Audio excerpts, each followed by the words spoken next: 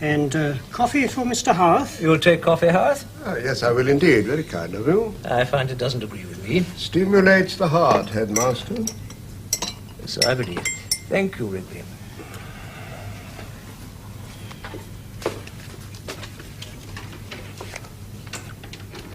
You don't mind? Not at all. Please do.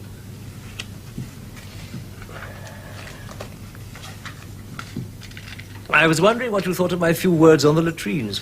Oh, very forceful, Headmaster. I'm sure they went home. Very vivid metaphor, the farmyard animal. I congratulate you. But do you think they will produce the culprit? No, Headmaster. Neither do I. The point of the exercise was to see that it doesn't happen again. I see. And it won't. If I might mention it, I'm reminded of the note you sent round last year about relationships between senior and junior boys. Yes. I'd been wondering, after penning lists of boys who appeared to enjoy each other's company and submitting them to you, what the denouement of that little drama was to be. I was unable to complete my investigations to my satisfaction. You may be aware of the reasons. And yet, Headmaster, the results must have been pleasing to you. I've noticed that senior boys in my house now glance furtively in my direction before venturing to address the most casual remark to their juniors. Little rips in the second form are able to experience authentic frissons of wickedness simply by asking the captain of football who won the match. The crime rate, the observable crime rate, is down. That must be a source of great satisfaction to you, surely? Pilot Jones wasn't in assembly this morning. No? Oh, no, I believe you're right. Do you happen to know where he was? Alas, no, Headmaster. It's not the first time. Forgive me, Headmaster, but it isn't strictly compulsory for masters to attend every morning assembly, is it? Well, it's a matter of responsibility. Other masters recognize their responsibility. Pilot Jones apparently doesn't, or chooses to ignore it. I'm sure he had urgent house business. For myself, I should be very loath to miss an assembly. It isn't just a question of responsibility. Frankly, Mr. Alcock, over the last year, your assemblies have been a great source of pleasure to me. Thank you, Howarth. Howarth, it struck me as odd when I first came here that this school does not have an official post of deputy headmaster.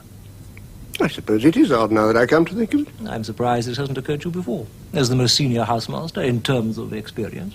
I've been quite content with my lot. It might be possible, with the governor's consent, to establish such a post. I see. There are a number of administrative tasks that could well be delegated. Nothing onerous in themselves. They become an irritating burden when added to my main duties. Mr. Harris used to dole out these jobs on an informal basis to anyone he thought might fancy them. Harris and I have very different concepts of administrative efficiency. Now, there is another function that a deputy head could fulfill. A very important one. He could be the link between the head and the staff. In what particular way, Headmaster? You could monitor the standards of the school, particularly as regards their observance by members of the staff. I don't believe I follow you. Pilot Jones would be a case in point. Ah, I see. You mean that if I were in the post of deputy head, I should have a friendly word with Pilot Jones, remind him that regular attendance at Head's assembly would be of general benefit and so on? I do not mean that. I mean that you should take note of any breaches in the observance of my standards and report them to me, and subsequently assist me in any appropriate action. Yes. A kind of information and policing function, would that be it? If you wish. You understand, I am not speculating in the abstract. I am talking about a practical proposal of advantage to you, personally. I'm flattered, Headmaster, more than I can say.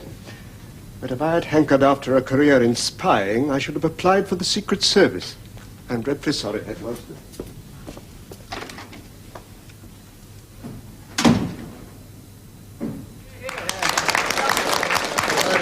Now, Ramsay MacDonald calls his government national, but it doesn't represent the people of this country. Ramsay MacDonald has broken faith with the people of this country, but that doesn't mean we've got to lose faith in ourselves. Get back to school! Get back to school, my friend. Well, sir, if you think that 3 million on the dole and wage cuts all round are all that you deserve, you should be back in school yourself, in the corner with a dunce's cap on.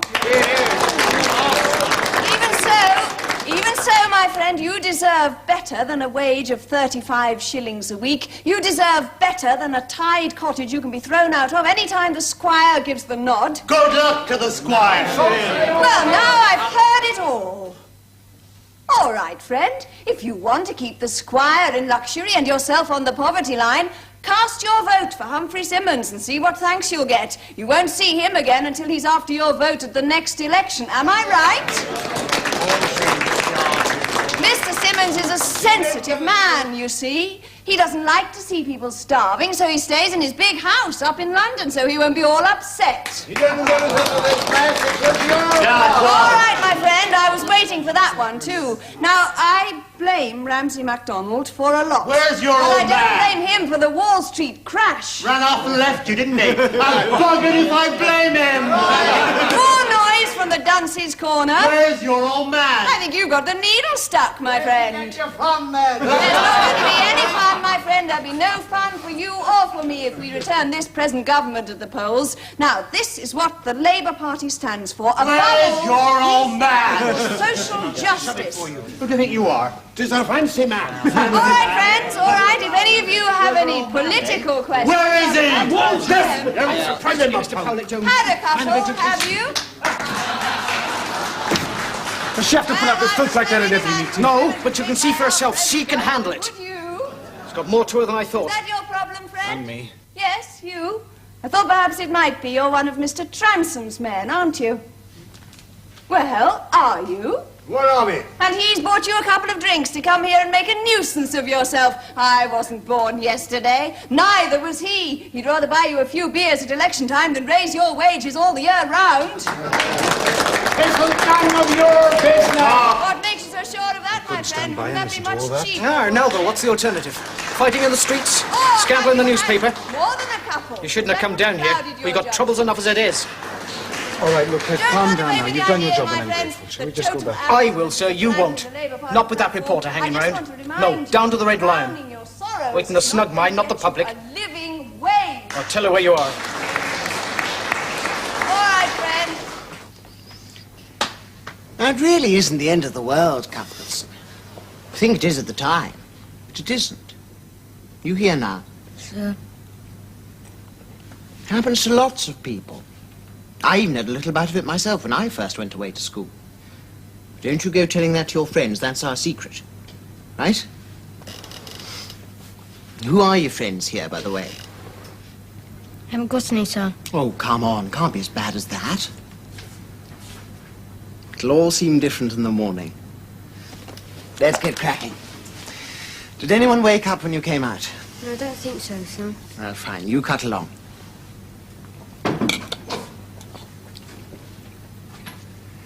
Good evening, Headmaster. Were you looking for Mr. Powlett Jones? He's not here. What is this boy doing here? He's on his way back to the dorm, sir.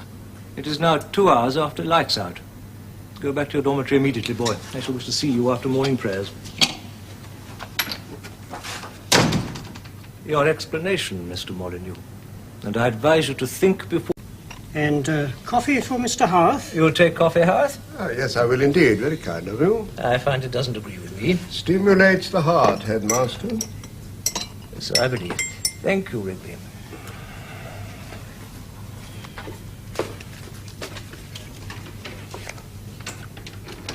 You don't mind? Not at all. Please do.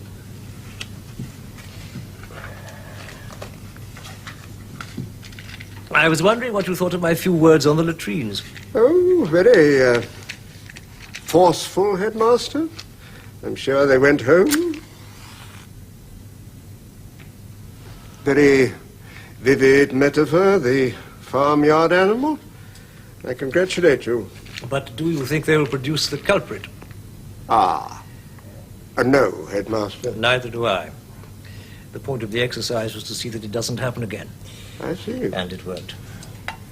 If I might mention it, I'm reminded of the note you sent round last year about relationships between senior and junior boys. Yes. I'd been wondering, after penning lists of boys who appeared to enjoy each other's company and submitting them to